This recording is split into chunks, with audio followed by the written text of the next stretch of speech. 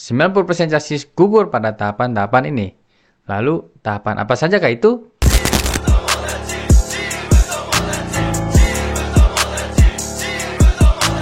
Selamat datang rekan-rekan, kembali lagi bersama saya Ahmed yang masih saja menjadi polisi biasa. Di video kali ini saya akan membahas mengenai tahapan-tahapan apa sajakah yang paling banyak menggugurkan chassis pada tahapan tes Polri. Pertama, video ini didasarkan dari pengalaman pribadi maupun dari hasil tes pada tahun ini. Yang pertama yang pasti adalah Rikes 1 dan 2.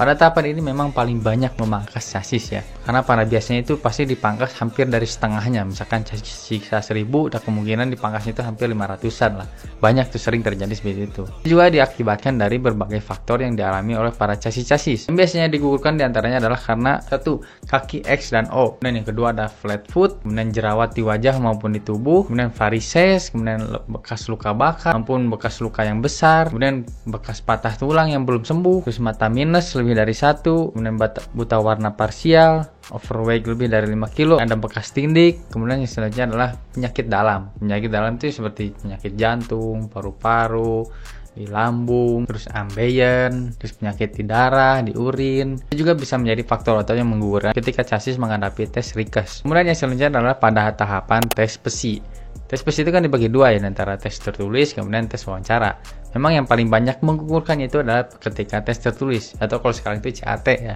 Itu banyak sekali yang gugur karena kan pasti ingredientnya jelas tuh. Apabila kurang dari 60 itu akan pasti langsung gugur. Nah, kebanyakan chassis itu kurang persiapan gitu, kurang belajar, kurang memahami konteks dari psikologi kepolisian.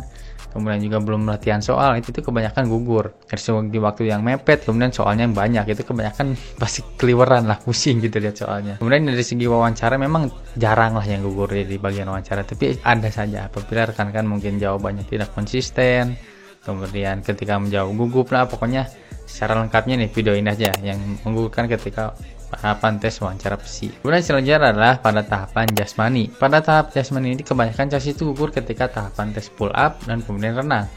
Karena ketika pull up itu tidak bisa ngangkat sama sekali, itu otomatis gugur kan. Kemudian ketika tes renang nih, otomatis lah ketika tes renang itu kalau tenggelam itu pasti gugur.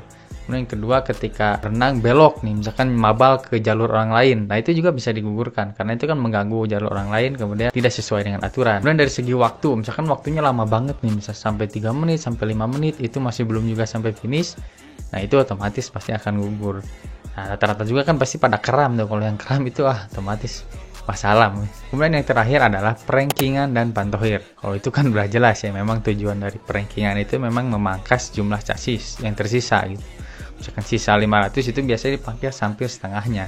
Yang terakhir adalah dari segi pantohir. Memang pantohir itu tujuannya kan memang memangkas chassis itu, chassis yang lulus dan tidak. Itu kebanyakan ketika pantohir itu sisanya nggak banyak sih. Kayak misalkan sisa 1000, misalkan yang diambil 700, biasanya seperti itu. Oke, jadi rekan-rekan cukup sekian informasi dari saya, semoga bermanfaat dan menjadi bahan evaluasi rekan-rekan. Apabila kurang-kurangan rekan ada pada tahapan yang saya tadi sebutkan, segera perbaiki ya rekan-rekan, karena masih bisa diperbaiki selama kita masih berusaha, masih mencari solusi, itu pasti ada jalannya. Kecuali rekan-rekan memang sudah menyerah dan tidak ingin mencoba lagi, ya sudahlah, ngapain juga. Oke rekan-rekan, cukup sekian, terima kasih.